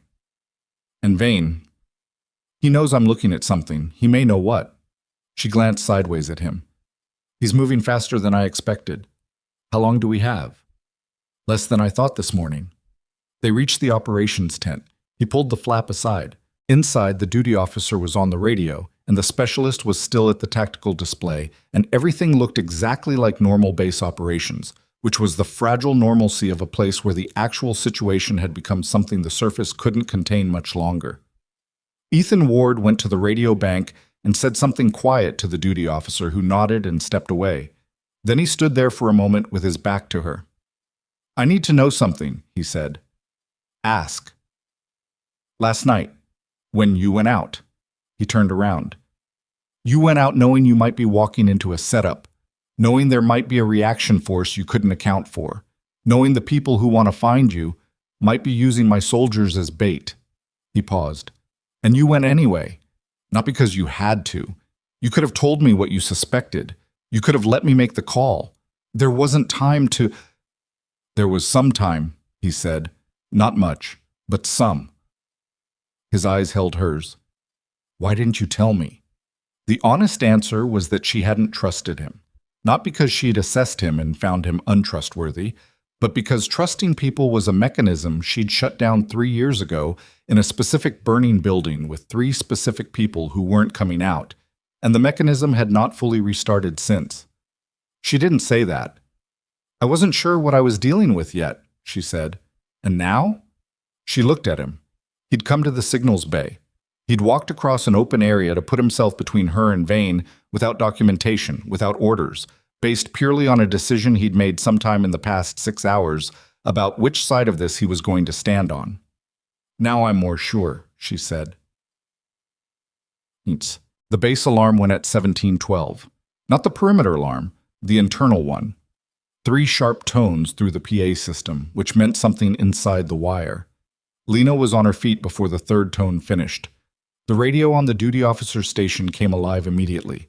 Multiple voices, overlapping, the controlled urgency of trained people dealing with something that had just gone wrong. Ethan grabbed the handset. Say again, all elements. Calm down and say again. A voice came through. Male, young, tightly wound. Sir, this is the medical bay. There's a man down. Staff Sergeant Okafor is down. Is she breathing? Yes, sir, she's breathing. She was hit. Someone hit her. The medical bay has been accessed, sir. The patient records. The terminal. Lena was already moving. Okay, Ren Okafor was sitting up when Lena got there, which was better than the alternative.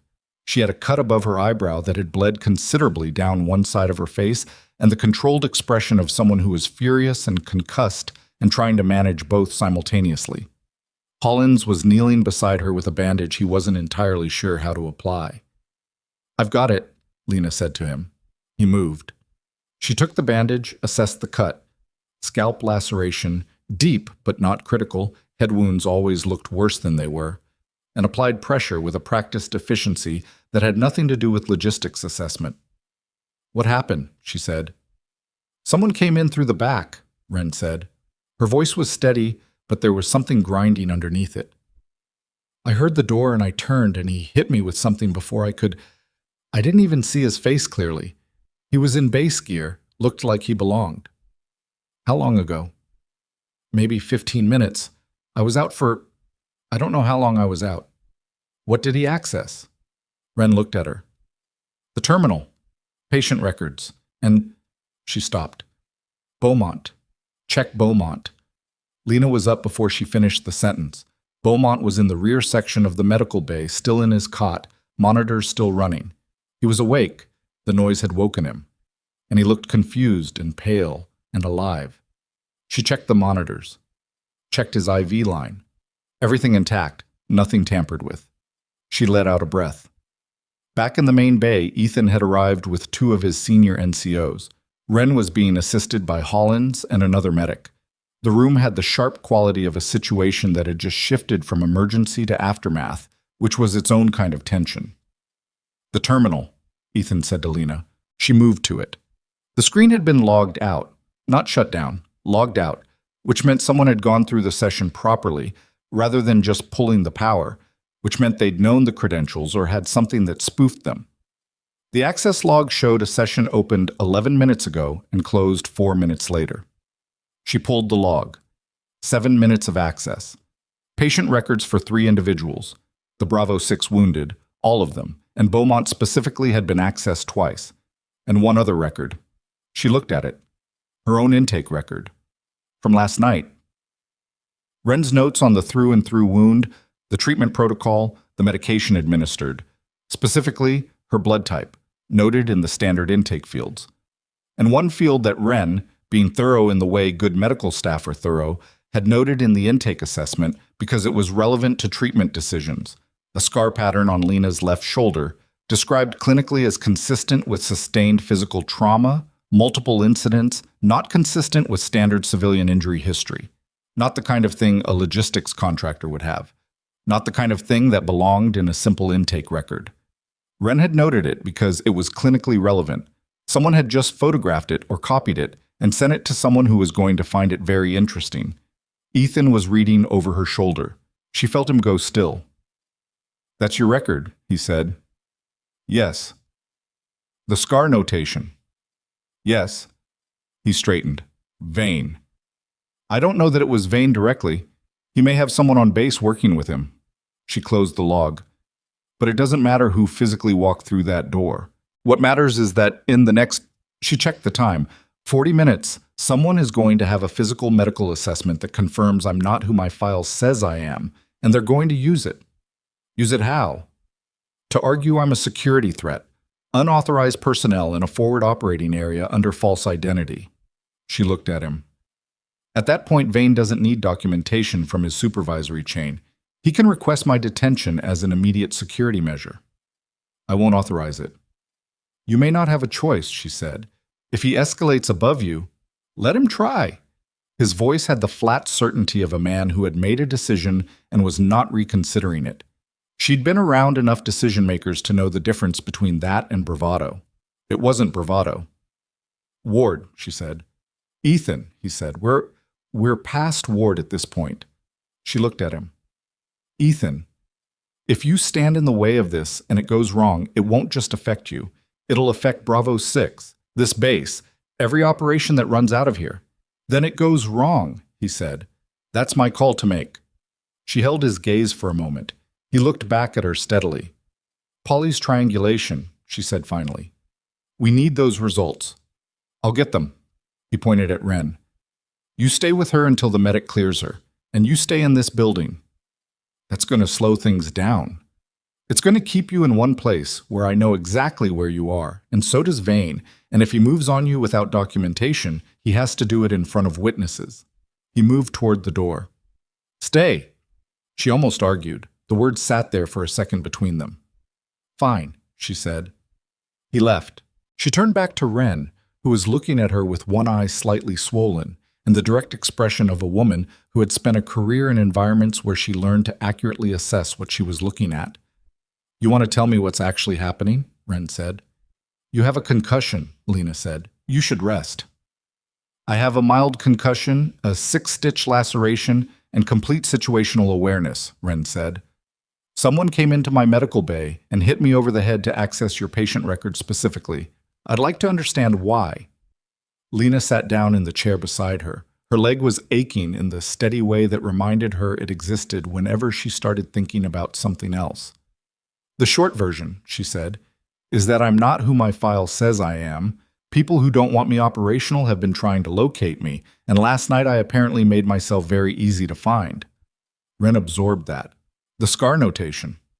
You documented it accurately. That's your job. I'm not blaming you. What will they do with it? Use it as leverage to get me off this base and into a situation where they have more control. She paused. Or use it to confirm my location and skip the administrative step entirely.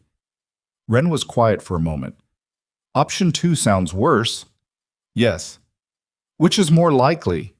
Lena thought about the reaction force on the ridge, the practice tactics, the 6 men who had been sent not to protect a weapon position, but to find her.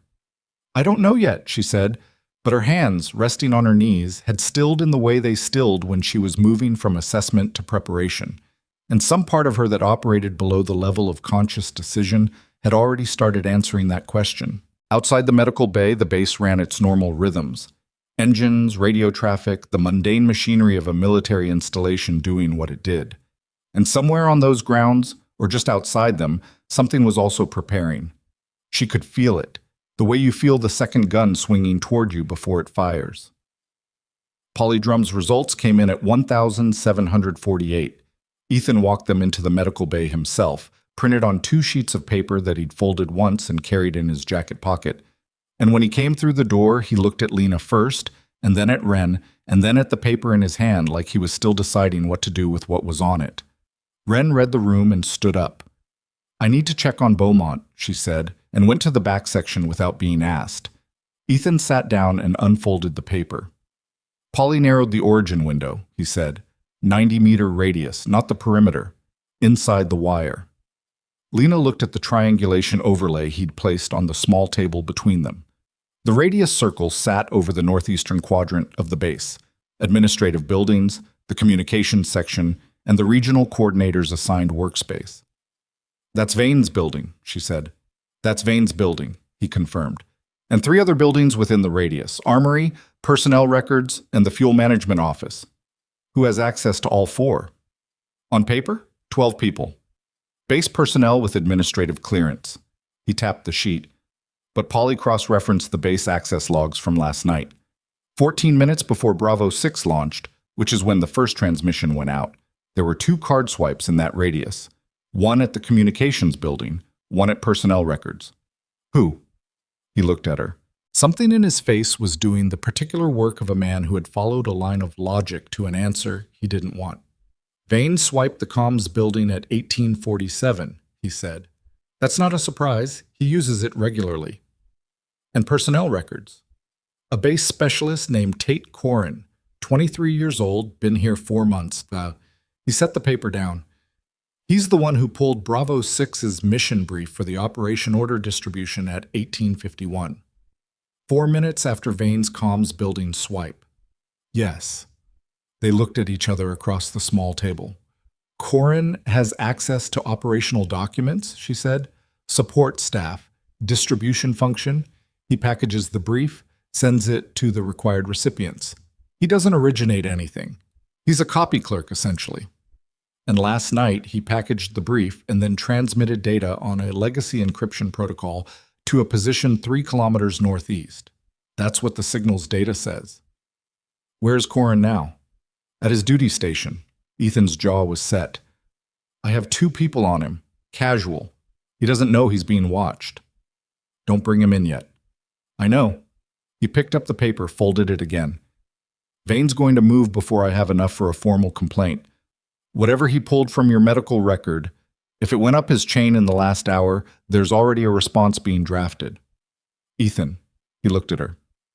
I need you to listen to something, she said, and I need you to not make decisions about it while I'm still talking. He leaned back slightly. Go ahead. She told him about Meridian, not the edges she'd given him before. The full shape. She told him about the selection process, which had identified personnel through a screening mechanism embedded in standard military and contractor evaluations, flagging individuals who had particular combinations of capability and circumstance. People who were good enough to be useful and isolated enough to be deniable. She told him about the training cycle, 8 months, conducted in facilities that weren't on any base map. She told him about the operational record, the 14 missions she'd been part of over 3 years, what those missions involved and what they produced and for whom. She told him about the last one. She told it the way she'd been telling it to herself for 3 years, stripped of feeling, just sequence. The briefing that came with specific intelligence about a building and a target and a window. The 4-person team that went in. The intelligence that was wrong in specific ways. The layout, the security posture, the number of personnel present. Wrong in ways that required prior knowledge to get wrong in that particular direction. The firefight. The building, parts of it, coming down. She told him about the 3 people who didn't make it out. Their names were Sorrel, Paik, and a man everyone called Drift, whose actual name she'd known but had stopped using because using it made the weight of it harder to carry at a functional level. She told him how she'd gotten out, the specific decisions she'd made in the specific minutes available to her, the things she'd taken and the things she'd left. She told him what she'd found afterward, in the 2 weeks between the mission and the moment she'd understood what was being arranged for her. The thing she'd found was a financial record, not complete, not a smoking document, but enough. A payment routing structure that connected the operational controller who'd provided the mission intelligence to a set of accounts she recognized from a previous operations target package. Someone inside Meridian had sold the mission, sold 4 operators into a building that was waiting for them. She told him that she'd taken what she had and she'd run, and she'd been running the operational version of running ever since. Not panicked, not disorganized, but continuously moving, never establishing a pattern, staying in roles that gave her access to information environments without becoming visible. When she finished, Ethan Ward sat very still for a moment. 3 years, he said. Yes. You've been doing this for 3 years alone. I had help occasionally, short term. People I trusted for specific things. And the evidence you found, the financial records. I have them, she said. Not here. Stored. Redundant locations. How many people know they exist? 2, one of whom is in this room. He absorbed that. His hands were flat on his knees. The person who sold the mission, you know who it is. I have a strong hypothesis. Tell me. Not yet. His expression tightened. Lena, because if I tell you and I'm wrong, I've handed you a name that could destroy someone who doesn't deserve it. And if I tell you and I'm right, you'll go after them before I have enough to make it permanent. She held his gaze. Let me finish what I need to finish, then I'll give you everything. He was quiet.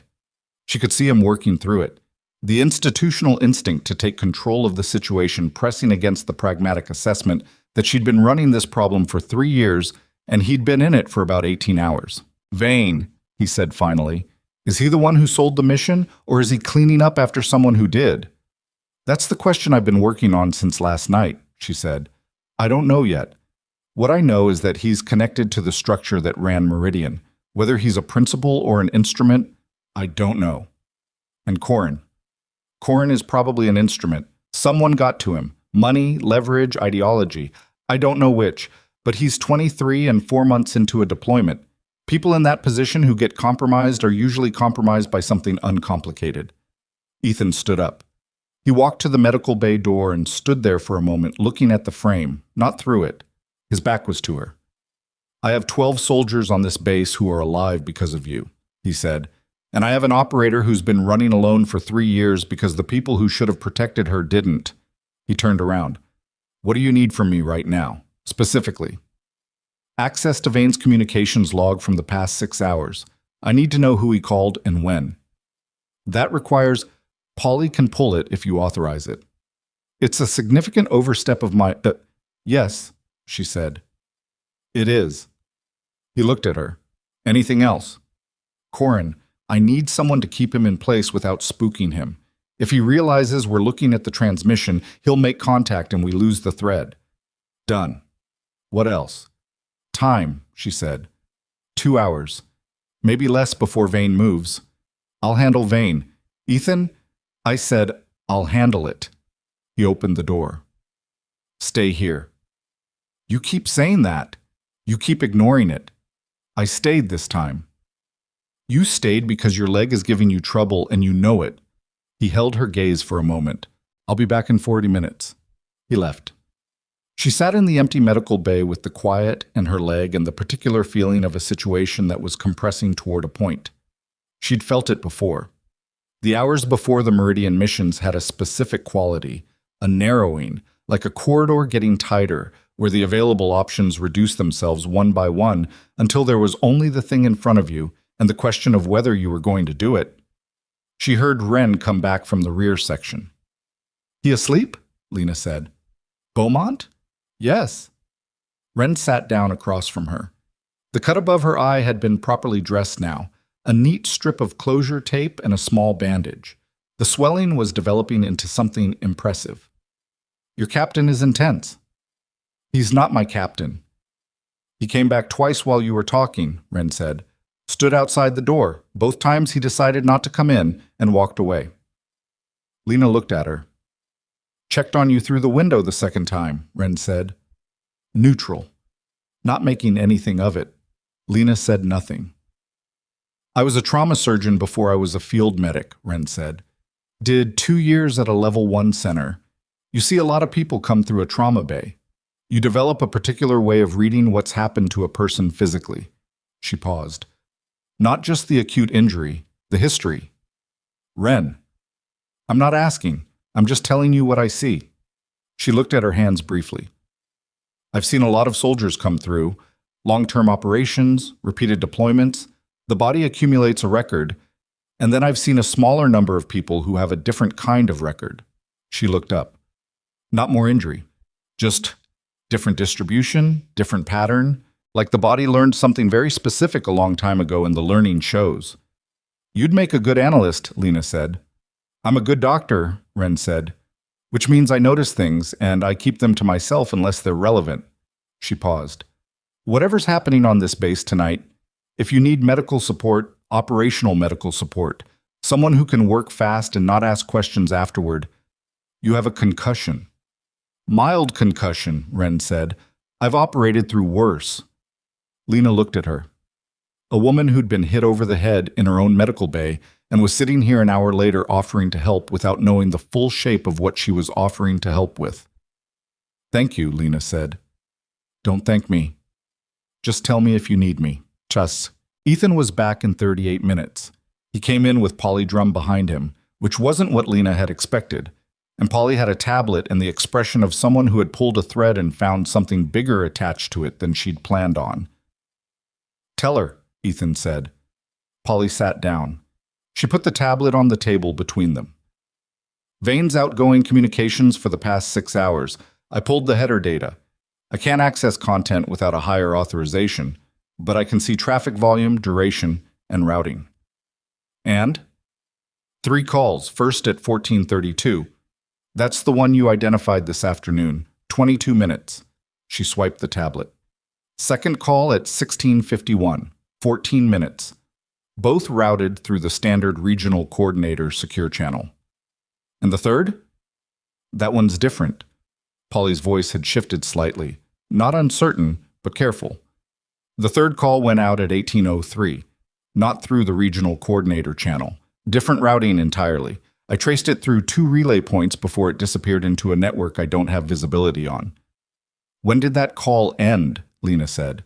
It's still active. The 3 of them sat with that for a second. 50 minutes, Ethan said. He's been on a call for 50 minutes. What does a 50-minute call mean? Polly said. She was asking Lena. It means he's not reporting up, Lena said. He's coordinating. A report goes up in 10 minutes, maybe 15. 50 minutes is operational planning. Planning what? Polly said. Lena looked at Ethan. He looked back at her with the expression of a man who had authorized a significant overstep of his authority in the past 40 minutes and was now watching the implications of that unfold in real time and was not reversing course. Get Mac in, Lena said. He's already outside, Ethan said. Of course he was. Mackin came in and filled a significant portion of the available space. He looked at the assembled group with the alert stillness of a man who has been told enough to know something is happening and is waiting to find out what his part in it is. Sergeant Mackin, Lena said, last night in the canyon, before the second gun went down, your men reported movement north of your position. A figure, moving toward the ridge. Hollins reported it, said he saw a muzzle flash from multiple positions. Did you see it? Yes. How would you characterize what you saw? Mackin looked at her directly. I've been in this work for 14 years. I've seen operators in the field, good ones, bad ones, and a few who were something else entirely. He paused. What I saw on that ridge moved like the third category. And when the second gun went down, how long after did the firing on the ridge start? Maybe 4 minutes? That's when the reaction force engaged me, she said. 6 men. You heard the firefight. I heard something, he said. I chose to interpret it as support for our exfil. It was, she said. But 6 men against 1. That's not a standard security element for a weapons position. That's a capture or kill team. They weren't there to protect the guns. Mackin was very still. They were there for you. I believe so, which means someone knew I was at this base before last night. She looked at him. Which means the intelligence compromise goes deeper than one mission brief. The room was quiet for a moment. What are you asking me? Mackin said. I'm asking you to trust that what Captain Ward has authorized tonight is the right call, and to be available if the situation on this base deteriorates in the next 2 hours. Deteriorates how? I don't know exactly. That's honest, at least. He looked at Ethan. Sir? Stand by, Ethan said. Keep Bravo 6 together and ready to move. Don't tell them why. Mackin nodded once and left. The 50-minute call in Vane's office ended at 18:31, according to Polly's monitoring. 7 minutes later, the base received an unscheduled vehicle. 2 men, civilian vehicle, cleared at the gate under a regional security directive that Ethan had not been informed was coming, and which bypassed his authority as base commander by citing a classification tier he couldn't contest without a 12-hour review process. He came to find Lena at 1842 with that information, and the controlled expression of a man who had run out of administrative tools. They're here, he said. I know. She'd heard the vehicle. How many? 2, but there'll be more. This is advance. They'll request my detention formally. You'll have to comply. I won't. Ethan, if you refuse a formal, I'm going to need about 20 minutes, he said, and I'm going to need you to trust me. She looked at him.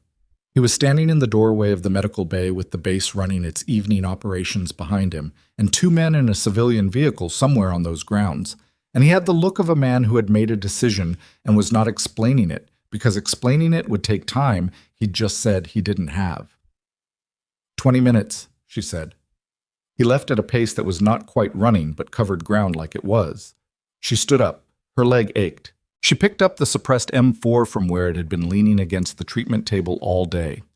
Nobody had asked her to surrender it, which said something about either oversight or deliberate choice, and she checked it with the automatic sequence that her hands ran through without instruction. Wren watched her from across the room. Mild concussion, Lena said. Stay here. I've heard that before, Wren said. From who? Everyone who comes through this bay, Wren said. Nobody ever listens either. Lena almost smiled. It was a small thing, half-formed, gone before it fully arrived. But it was there.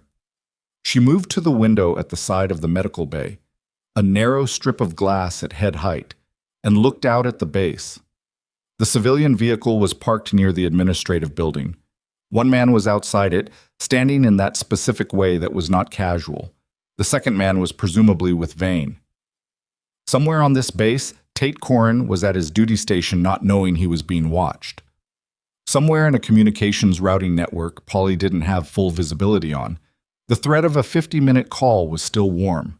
And somewhere in the past 3 years of running and moving and surviving alone, a sequence had been building toward this specific evening, this specific base, this specific collection of people who had ended up on the same side of something they were still only partly seeing. She stood at the window with the rifle and the bad leg and the small weight of a nearly 3-year-old decision that had started all of it. The decision to take the financial records, to run, to keep running.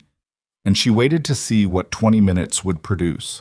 The base lights came on as full dark settled in around the Carath Range Rotuntage. The drizzle had finally stopped. The air outside was cold and clear and very still. The 20 minutes became 14. She heard Ethan before she saw him. Footsteps at a controlled pace, not running, but with a purpose that carried through the ground. And when he came through the medical bay door, he had Polly Drum on one side and Macan on the other, and a look on his face that was not triumph and was not relief, but was the specific expression of a man who had just done something that couldn't be undone and was clear about that. "Talk," she said. "Corin broke," he said. 40 minutes ago, I had 2 of Macan's people sit him down with the signals data. Not formally, no record. They showed him what Polly pulled, the transmission headers, the timing, his access log from last night. He paused. He lasted about 4 minutes. "What did he give you?" Vane approached him 3 months ago, framed it as a supplemental intelligence function, said Corin was being read into a parallel reporting structure, that it was authorized, that the information he was passing was going to people who needed it for legitimate oversight purposes. Ethan's jaw tightened. He believed it. He's 23 and he wanted to believe it, and Vane is very good at making things sound like what people want them to be. What did Corin pass? Specifically, mission briefs, operational schedules, and twice in the past month, personnel rosters, base contractor assignments. She was quiet for a moment. Contractor assignments? With names. Yes. So that was how they'd found her. Not last night's operation. Before that. She'd been here 6 weeks, and someone had been building toward this for at least 3 months. And at some point, her name on a contractor roster had gone through Corin's hands and into Vane's parallel reporting structure, and from there to whatever came next. The storm last night. The ambush. The reaction force on the ridge. None of it had been improvised. "Where's Corin now?" she said. "Secured. Voluntarily. He's scared and he's cooperating." Ethan looked at her. "He's not the target." "No," she said. "He's not." "The 2 men from the vehicle," Macan said. "They're with Vane in the administrative building. We have eyes on it." "They'll come here next," Lena said. "Once Vane finishes whatever authorization protocol he's running, they'll come with paperwork and they'll make it clean and institutional, and I'll end up in a vehicle headed somewhere that isn't this base." She looked at Ethan. "Unless—" "I went above Vane," Ethan said. She stilled. "I have a contact, senior level, outside the regional coordinator structure. Someone I've worked with for 4 years who has access to a tier that Vane's chain of command can't override quickly." He pulled out his phone and turned it to show her a message thread. She read it fast, enough to get the shape. "I sent him Polly's signals data, Corin's statement, and a summary of what you told me about Meridian. 30 minutes ago. Ethan, he's convening a formal review. It's already moving. Vane's authorization to detain personnel on this base has been suspended pending investigation." He put the phone away. "It's not over. It won't be clean. But Vane can't move on you tonight without making his own situation significantly worse." She looked at him for a long moment. He'd done this in 14 minutes, with a bad phone connection and information she'd handed him less than an hour ago. He'd trusted it enough to stake his career on it. "Who's your contact?" she said. "Someone who's been suspicious of the regional coordinator structure for about 6 months, he said. "Someone who lost personnel in a compromised operation 8 months ago and couldn't explain the intelligence failure." He paused. "Someone who, when I sent the word Meridian, called me back in under 4 minutes. The weight of that settled over the room. Polly Drum was looking at the floor, processing. McKen was looking at the door in the focused way of a man running contingencies. Wren was in the back with Beaumont, and the medical bay had the particular charged quiet of a space where something has shifted and everyone present can feel it, but nobody has named it yet. "They'll fight the review," Lena said. "Yes.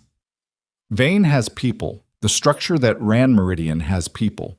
A formal review is a problem for them, but it's not a solution." "No," Ethan agreed. "It's not a solution. It's a window." He looked at her steadily. "What do we do with the window?" She didn't answer immediately. She was thinking about the financial records. The thing she'd carried for 3 years, moved through 6 countries, stored in redundant locations because losing it would mean losing the only piece of the whole that had weight enough to matter. The thing that named names. The The thing that connected the Meridian mission intelligence failure to a payment structure to a person who had made a decision that cost Sorrel and Pike and Drift their lives. I need to make a transmission, she said. Secure. Not through any channel on this base. Polly looked up. I can set something up that doesn't touch the base network. How long? 20 minutes. Do it. Polly left. Mackin looked at Ethan. Sir, the two men in the admin building. Watch them, Ethan said. If they move toward this bay, I want to know before they clear the building. Mackin nodded and followed Polly out. The medical bay went quiet.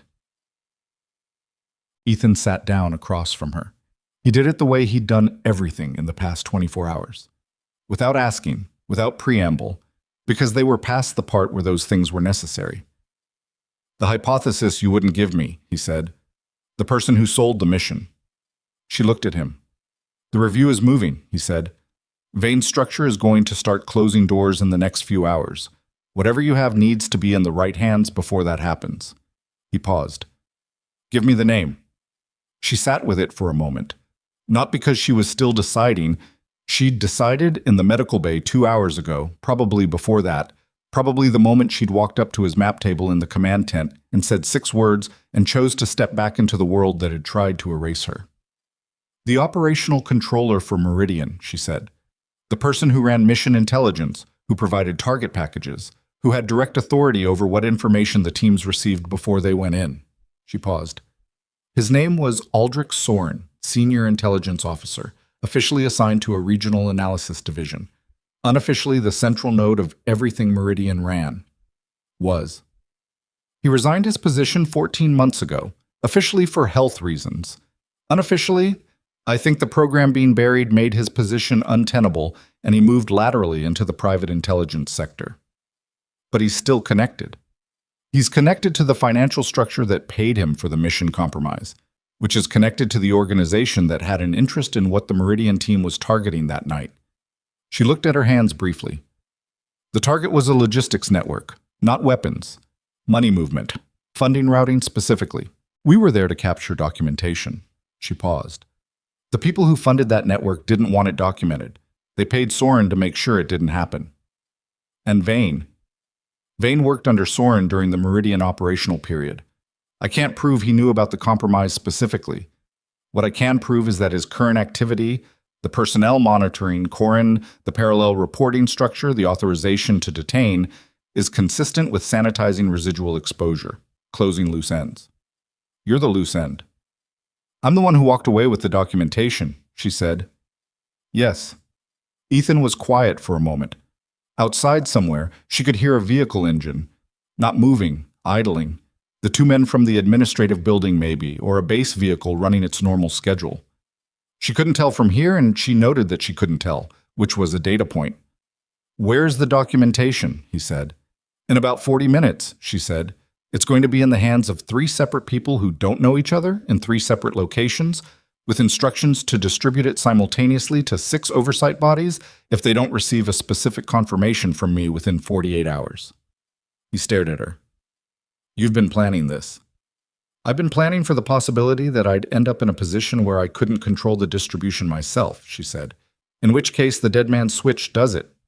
The 3 people. One of them is the contact I reached on the radio at 0200 last night. The other 2 are people I trust for specific reasons I'm not going to explain. She paused. The point is that even if Vane moves on me tonight, even if the 2 men in that building put me in a vehicle, the documentation goes out anyway. It can't be stopped. The thing that happened to Ethan Ward's face in that moment was complicated. Part of it was relief. Part of it was something that looked like anger on her behalf, at the 3 years, at the machinery that had made a dead man switch necessary.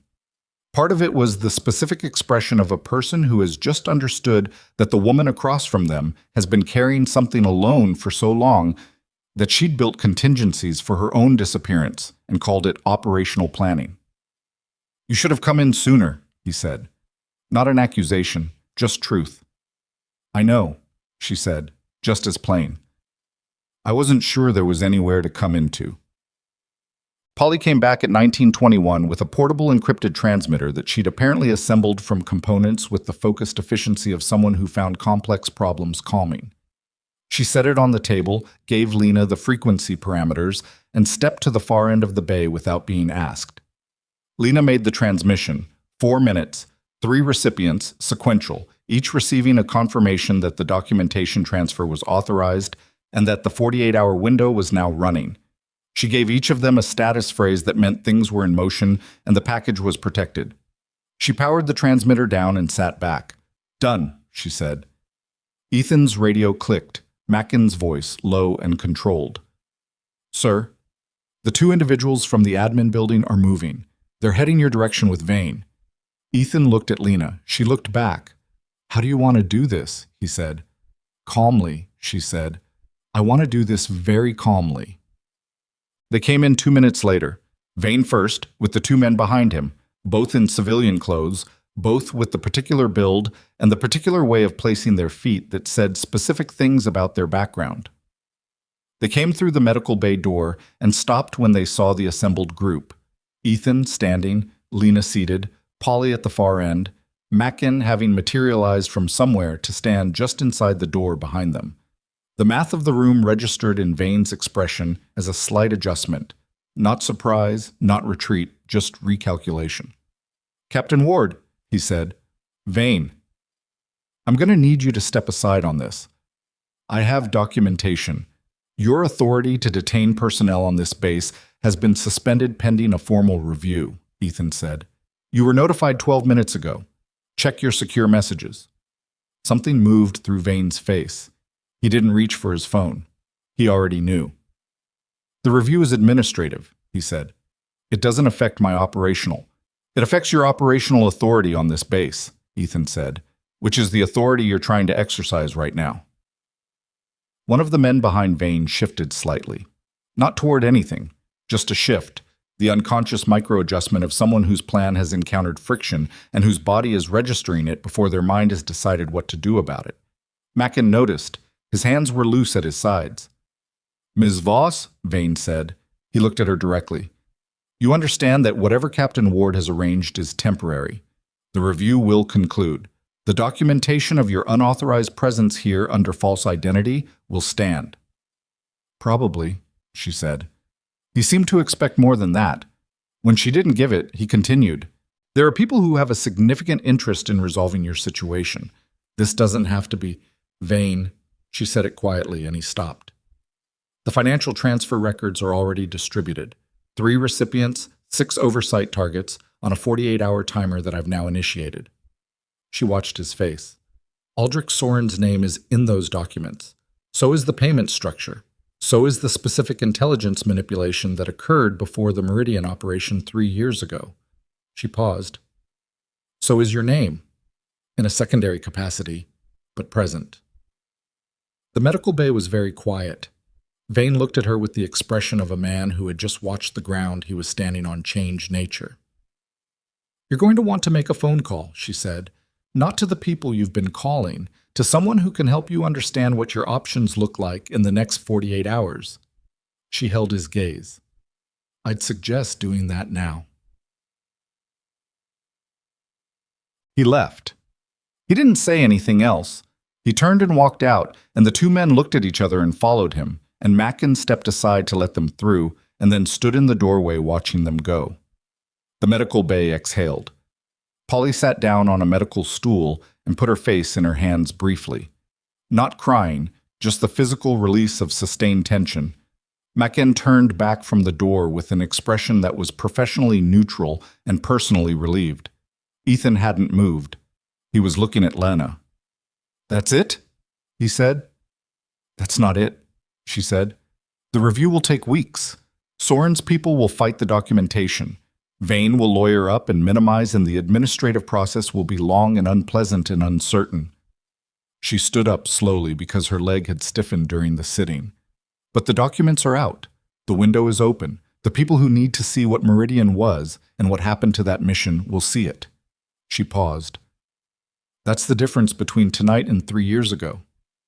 "And you," he said, "what happens to you?" She considered the question honestly, which it deserved. I don't know, she said. My identity is compromised. Harwick Logistics isn't a viable cover anymore. The review process will surface things that I can't fully predict. She looked at her hands briefly. But the documentation going out means I'm not a loose end worth the operational cost of closing, which is the most functional definition of safe I've had in 3 years. That's a low bar, he said. Yes, she said. It is. He was quiet for a moment. Mackin had stepped out to give them the room, which Mackin had demonstrated throughout this entire situation, a precise and considerate understanding of when to be present and when not to be. Polly was busy with her transmitter, or pretending to be. The review will need a witness, Ethan said. Someone with direct knowledge of Meridian's operational history. Someone who can speak to the mission, the intelligence failure, the compromise. Yes. That would be you. That would be me. Which means you'd need to stay, through the process, on record, under your actual identity. He looked at her. Which is the opposite of what you've been doing for 3 years. She looked back at him. He wasn't telling her what to decide. He was laying out what was true. I know, she said. Can you do that? She thought about Sorrel, about Pike, about Drift, whose real name she'd been not saying for 3 years, like saying it would make the weight of it impossible to carry. And maybe it would, and maybe at some point impossible to carry was the only honest way to carry it. Reyes, she said. His name was Marco Reyes. Everyone called him Drift. Ethan waited. I've been not saying his name for 3 years, she said, because if I said it, it meant I had to... She stopped, started again, differently. He had a sister in San Diego. She doesn't know what happened to him. She thinks he died in a training accident. That's what the official notification said. She looked at the floor for a moment. If I testify, that changes. She'll know the truth, and the truth is harder than the lie. The truth is what she's owed, Ethan said quietly. Yes, Lena said. I know. But she said it the way she'd said things throughout this entire situation. Not as surrender, not as resolution, but as acknowledgement of something she'd known for a while and was now, finally, looking at directly. Beaumont was awake at 2100 when she went to check on him. He looked better than he had that morning. More color, more alertness. The specific quality of someone whose body has made a decision to recover and is executing on it. He tracked her when she came in, and his face did the thing it had done that morning, the effort toward a smile that cost more than it should have. You're still here, he said. For now, she said. Heard some noise earlier. Base stuff. He looked at her with the clear eyes of someone on reduced medication. You don't have to do that. Do what? Make it smaller than it is. He shifted slightly, winced, settled. I might be recovering from surgery, but I'm not stupid. I know you're not. Is it over? She sat down on the chair Ren had pulled up beside his cot. Her leg was very tired, and she was very tired. And the particular tiredness of the past 24 hours had settled into something that felt, strangely, different from the tiredness she'd carried for 3 years. That tiredness had been the tiredness of sustained forward motion. This was the tiredness of having arrived somewhere. The important part is over, she said. The rest is paperwork. He seemed to accept that. What happens to you now? I stay. For a while. There's a process. A process. He made a face that was not quite the smile, but was closer. That's what they call it when it's going to be miserable. Yes, she said. That's what they call it. He was quiet for a moment. Then, my dad does HVAC. Honest work. You said. I was thinking about calling him when they let me use the phone. Call him, she said. Don't put it off. He looked at her. That's what you told Hollins. It's good advice for everyone. What about you? He said. Do you have someone to call? She thought about that. The honest answer was complicated and would take longer than either of them had energy for. And the honest, shorter answer was, not yet. Working on it, she said. He nodded. His eyes were getting heavy again, the body pulling him back toward the rest it needed. Ms. Voss. Lena. Lena. He said her name once, carefully, like he was storing it. Thank you for being real. She sat with him until he was asleep, which took about 4 minutes. Then she stood up and went back to the main bay. Ethan was still there. He'd sent Polly home to sleep, which she needed, and Wren was in the back room doing something with medical inventory in the focused way of a woman who processed tension through productivity. The base had settled into its night rhythms. Somewhere outside, a generator hummed. Radio traffic, low and routine. He had 2 cups of coffee. He handed her one. She took it. They stood there for a moment in the particular quiet that follows a long day when the immediate crisis has passed, but the longer reckoning is still forming on the horizon. And all you have for right now is the coffee and the quiet, and the person standing next to you who made choices tonight that put them on a specific side of something when they could have chosen otherwise. I need to make a list, she said. Everything I know about Meridian, the operations, the personnel, the structure, the mission, for the review. Tomorrow, he said, the 48-hour window, runs until tomorrow night. You have time. He looked at her. When did you last sleep? She thought about it. The night before last. A few hours. Then tonight, he said. You sleep. The list starts tomorrow. You're giving me orders again. I'm trying the approach where I tell you to do the thing and then accept that you'll do approximately half of it, he said, which I've concluded is the realistic ceiling. She looked at him for a moment. Something in his face was tired and honest and not performing anything, and it was that last part, the not performing, that made it land the way it did. The review contact you called, she said. The one who called back in 4 minutes when you said Meridian. Who is he? Someone who lost people too, Ethan said. Different program, same type of story. He looked at his coffee. Turns out there are more of those than you'd think. She absorbed that, filed it. Okay, she said. Okay? Tomorrow, we start the list. She drank the coffee. It was better than the coffee had been in the command tent 2 days ago, which might have been the circumstances or might have been that someone had finally made a fresh pot. And Ethan, yeah. The contact you called, the review process, what you built tonight in 14 minutes. She stopped, started again. I've been doing this alone because I thought alone was the only option that worked, because every structure I trusted had eventually... She stopped again. The sentence wasn't going in a direction she could finish cleanly. She tried a different one. Thank you, she said. He looked at her. You saved 12 of my soldiers. That's not why I'm saying thank you. He held her gaze. I know, he said. You're welcome. The formal review convened 11 days later at a location that wasn't Black Ridge and wasn't on any base map that standard personnel could access. Lena testified for 3 days. She said the names out loud. Sorel, Pike, Marco Reyes, who everyone called Drift, and whose sister in San Diego received a visit and a truth and a different kind of grief than the one she'd been carrying, but a real one. The real ones are harder and more necessary, and they last differently. Aldrich Soren was identified, located, and referred for criminal prosecution.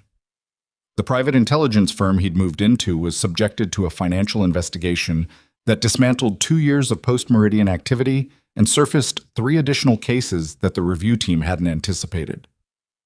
The work rippled outward in the way that long-buried things do when they finally break the surface. Messy, unpredictable, and real. Gareth Vane cooperated.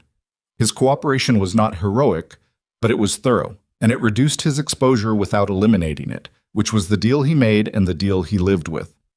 Tate Corin was 23 years old and frightened and had been manipulated by someone who knew exactly how to make manipulation feel like opportunity. The review treated him accordingly. He spent 6 months in administrative limbo before being reassigned, which was not comfortable and was not without consequence, but was not the end of his life or his career. People who made mistakes under pressure in early adulthood deserved the possibility of something after. She testified to all of it. When it was done, she sat in a hallway outside the review chamber and felt the specific quality of exhaustion that follows something that has been necessary and is now finished. And Ethan was there because he'd been present for each of the 3 days, and he sat down beside her. That's it, he said. That's it, she said. Neither of them said anything for a moment. What do you want to do now? He said. She thought about it. The question was enormous and simple simultaneously, the way the most important questions always are. Something different, she said. Something where I don't have to be invisible to be useful. He nodded. That sounds right. Outside the building where the review had convened, the day was clear and cold and ordinary.